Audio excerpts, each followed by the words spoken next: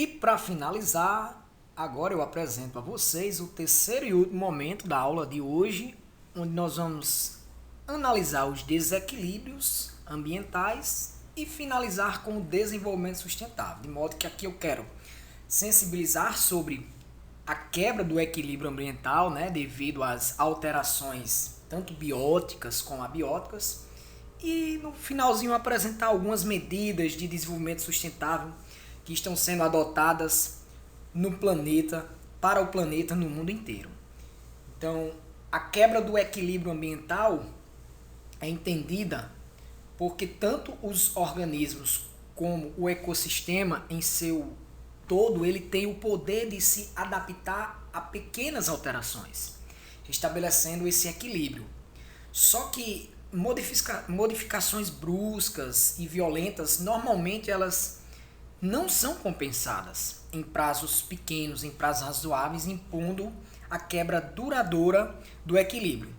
Isso traz reflexos danosos para a saúde dos organismos e de todo o ecossistema. Então, por motivos didáticos, nós vamos analisar separadamente as alterações bióticas e as abióticas responsáveis pela quebra desse equilíbrio ambiental, certo? Mas é importante lembrar que nos ecossistemas, fatores bióticos e abióticos estão em constante interação.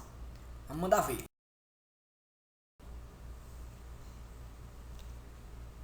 As principais alterações bióticas que podem provocar desequilíbrio no ecossistema, elas são representadas pela introdução ou pela eliminação de espécies. Então, quando nós introduzimos em um ambiente uma espécie de outro ecossistema, essa resistência da natureza ela pode acabar não ocorrendo, seja por não haver predadores ou competidores dessa espécie no novo ambiente, ou ainda por haver grande oferta de território para a reprodução de alimento farto ou de outros fatores. Então isso faz com que as espécies introduzidas aumente sua população e provoque desequilíbrios ecológicos.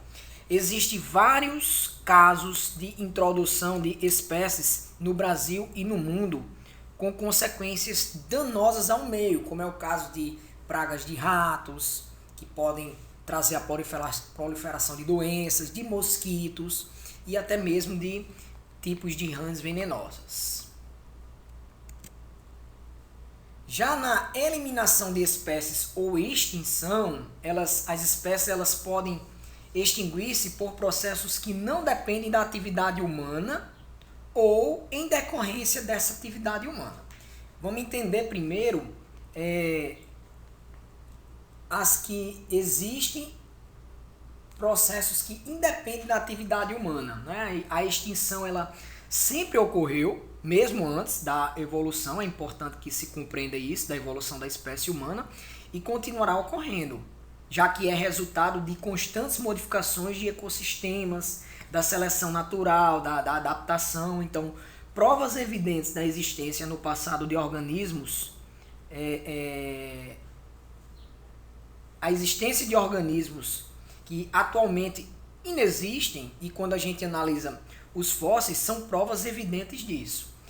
Agora, quanto à contribuição da ação humana, claro, né, para a extinção de espécies, merece ênfase o desmatamento, que tem levado várias espécies à extinção ou ao risco de extinção, a caça indiscriminada e criminosa de diversos animais, principalmente daqueles que já encontram grande resistência do meio e apresentam baixo potencial biótico, que também interferem nesse processo, certo?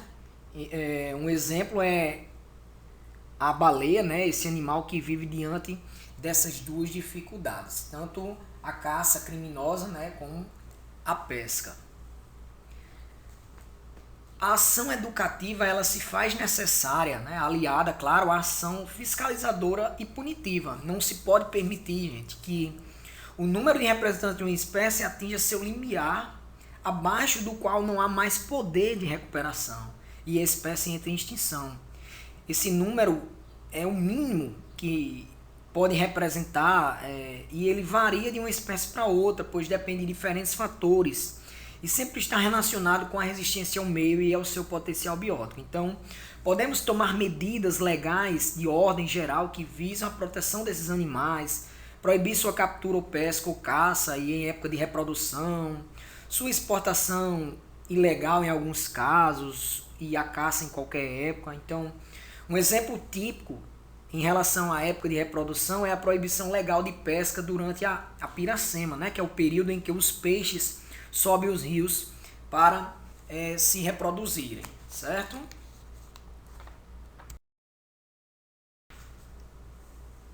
Quero agora analisar com vocês as alterações abióticas, não tão importantes quanto as bióticas, mas como eu disse, né, a gente só separou para efeito didático. Então, qualquer contaminação do ar, gente, da água, do solo, por quantidades indesejáveis de matéria ou energia, ele vai prejudicar a vida. E isso é considerado uma poluição ambiental.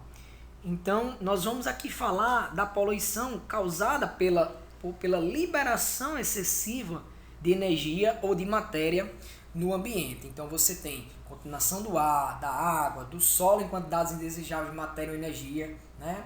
E os exemplos que nós temos no nosso cotidiano é a sonora, a térmica, por elementos radioativos, né? Por poluentes no ar atmosférico, por substâncias não biodegradáveis, derramamento de petróleo, eutrofização, lixo. Enfim, não são poucas, certo?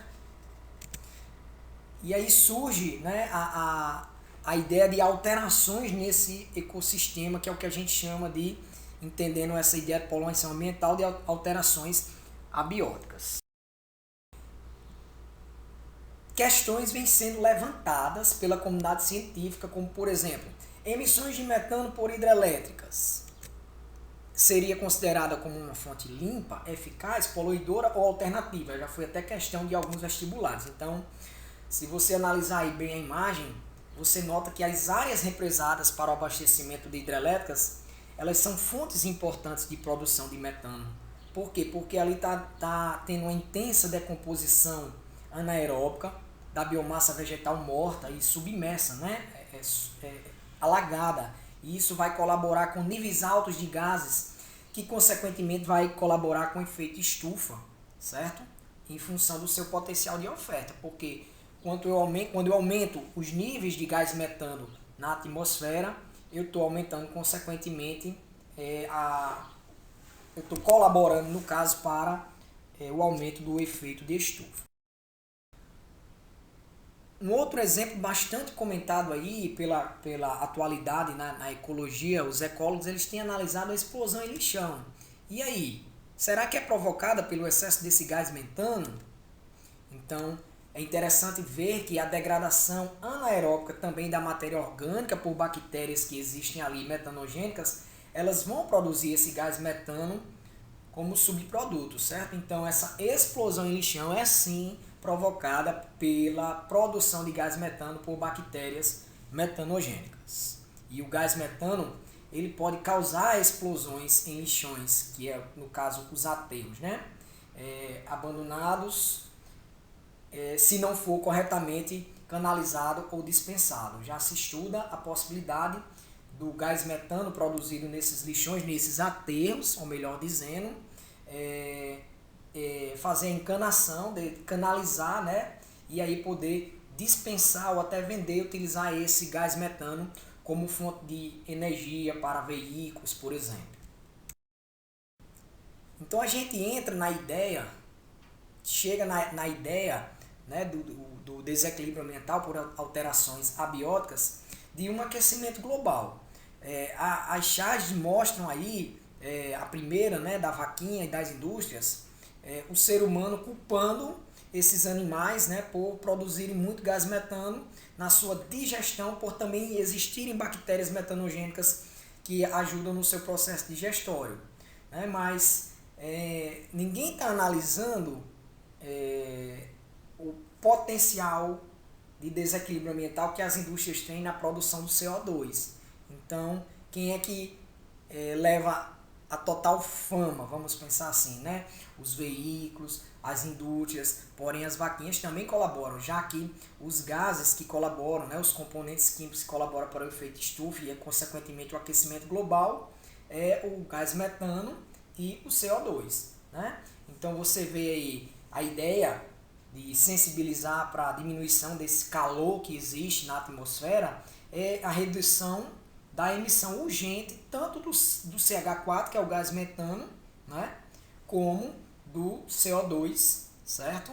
Proveniente aí das indústrias, né, que consequentemente traz aí o efeito estufa e o aquecimento global. Então, como eu falei, a digestão da celulose do capim ingerido pelos ruminantes, ela é realizada por bactérias, né, micro-organismos anaeróbicos, a mesma lá do lixão, só para você ter ideia, já que lá no lixão também tem alimentos, né? Então é a decomposição, pessoal. E esses organismos eles produzem gás metano como subproduto também no seu metabolismo celular. E aí a gente chega no momento de apresentar algumas medidas de desenvolvimento sustentáveis que estão sendo adotadas pelos países aí no mundo afora. E uma das primeiras ideias para o desenvolvimento sustentável, né?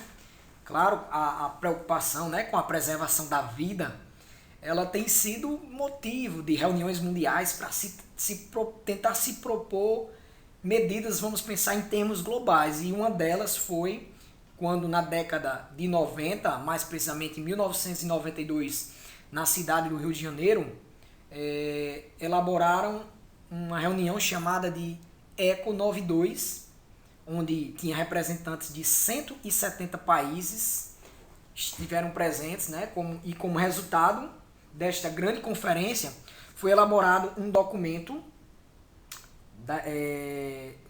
chamado de Agenda 21, por isso que eu coloquei para vocês ECO 92, a Agenda 21 entre parênteses, definindo como um plano de ação global para o século XXI, certo?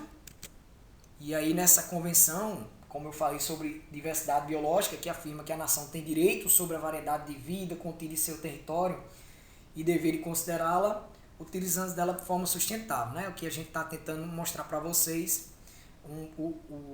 partes lá do documento que fala sobre o plano de ação global para o século XXI. Essa agenda ela defende essa necessidade de investimento em programas de desenvolvimento sustentável. E daí, dessa primeira ideia, nasceu em 97, 5 anos depois, né, numa reunião na ONU, o Rio Mais 5, né, justamente de 5 anos depois da ECO 92, na qual foram apontadas algumas lacunas, alguns pontos mal definidos nessa Agenda 21 que dificultavam sua implementação. Então, nessa reunião ficou decidida a realização de uma nova conferência mundial, que foi a Rio Mais 10, que aconteceu em 2002 na África do Sul. Então, gente, o tempo foi passando, né? E qual foi as preocupações foram aumentando, as reuniões também, mas qual foi o problema que pelo menos o Ministério do Meio Ambiente do Brasil enfrentou? O problema é que o Brasil ele é um país extenso, com grandes áreas, e a fiscalização, infelizmente, ela é precária, ou eu posso até dizer ausente, nem existe. Então, fica difícil, existem tantas reuniões, tantas preocupações com os problemas ambientais que vêm se intensificando a cada ano, né? Sabemos que é necessária uma mudança de comportamento urgente, não só dos governos, mas também da população, porque isso está agravando ainda mais a degradação do meio ambiente. Mas como fiscalizar, né? Será que a população ela tem esse poder fiscalizadora, né? A população muitas vezes ela tem o poder, a ação antrópica de degradadora. Então, o grande problema está aí, a extensão do nosso território, né? As nossas grandes áreas, e a fiscalização quase nem existe. Mas continuamos tentando. Também houve em 97 um encontro mundial, né, na cidade de Kyoto, no Japão, onde eles elaboraram, né, lá um dos mais ambiciosos projetos, vamos dizer assim, de combate ao aquecimento global, chamado de Protocolo de Kyoto. Esse protocolo é chamado de Acordo Internacional entre os países integrantes da Organização das Nações Unidas. Ele foi firmado com o objetivo de se reduzir a emissão de gases causadores do efeito estufa. Aí recebeu o nome até de CF6. Quando você viu o termo, a sigla CF6, né, são os clorofluorcarbonetos, que são o conjunto de gases emitidos na atmosfera que intensificam o efeito de estufa e, consequentemente, o aquecimento global. Então, o protocolo de Kyoto, ele estabeleceu que os países industrializados deveriam, até 2012, reduzir em média 5,2% de suas emissões de gases dos CF6, né? Principalmente o gás carbônico, o CO2. Então, em relação aos níveis alarmantes, né, que foram detectados aí, e aí entre os setores que foram analisados e podem ser modificados para permitir essa redução estão o tipo de combustível usado nas indústrias, transporte e produção de energia elétrica, agricultura, desmatamento e queimadas, enfim, o descarte de lixo. É interessante entender que a atmosfera ela é dinâmica e a emissão desses poluentes em uma determinada região afeta todo o planeta. Um lixinho que você queima na tua comunidade rural, na tua casa, dá a mesma forma, o mesmo controle de descarga de gases que vai ajudar no estufa, né? Então, para beneficiar a atmosfera, independente do local onde esse controle é exercido, claro, com base nesse pressuposto dos artigos do Protocolo de Kyoto, que as nações envolvidas, industrializadas, financiavam esse projeto, teria que, pelo menos o ser humano, começar do seu local, para poder depois as nações, né, que desenvolveram esses projetos pudessem usar fontes alternativas de energia na emissão de redução ou até anular esses gases estufa na atmosfera. Mas dessa maneira os países ricos estariam contribuindo apenas com o desenvolvimento, a preservação da atmosfera, mas também com o desenvolvimento de todas as nações do planeta. Agora ficaria também aí o legado, né, para nós, a nossa população, certo, gente? Citando aqui para vocês uma ideia, né, sobre o que está acontecendo nos recifes de corais, só para terminar a sensibilização. Quanto mais o aquecimento global proveniente do aumento da liberação desses gases, que consequentemente resultam no efeito estufa, eu tenho aí maior redução na imunidade, ou seja, desses animais do recife, né? Eu estou diminuindo essa imunidade desses seres e eu estou estimulando os patógenos causadores de males a matar esses seres e se reproduzirem, né? Se adaptarem a essas condições, porque na hora que diminuir a imunidade de um animal, eu estou aí, consequentemente, aumentando aí o número de patógenos, o número de micro-organismos que causam essa doença. Então, é interessante, sim, olhar para o aquecimento global, não só no nosso cotidiano, na poluição para mim, mas como também para os seres que vivem nos ecossistemas aquáticos. Qual é a solução que nós estamos vendo? Redução da emissão urgente do gás metano, do gás carbônico, que é quem, consequentemente, interfere no aumento do efeito estufa.